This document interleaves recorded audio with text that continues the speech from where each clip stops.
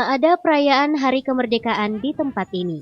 Hanya ada merah putih yang berkibar di tiang-tiang depan rumah warga.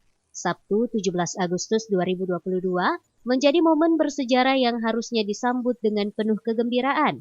Namun bagi warga Kampung Pandang, Kecamatan Panakukang, Kota Makassar ini masih ada yang lebih penting dari itu, yakni bagaimana cara mereka untuk tetap bertahan hidup di tengah kebutuhan sehari-hari yang kian mahal.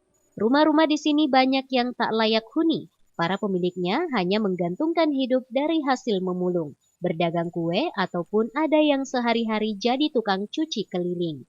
Sepintas, jika melihat anak-anak di tempat ini bermain, mereka seperti jauh dari kehidupan perkotaan karena banyak yang putus sekolah lantaran tidak mampu. Alasan tersebut juga yang memaksa beberapa anak harus ikut orang tuanya memulung ataupun mengerjakan pekerjaan lain demi untuk makan sehari-hari. Jumlah kepala keluarga di Kampung Pandang ini sebanyak 100 kakak lebih. Mereka rata-rata merupakan warga yang setiap harinya hidup di jalanan.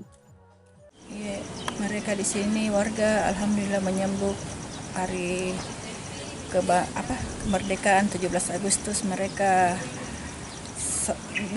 gembira dan bersenang semua, dan anak-anak ikut gembira semua.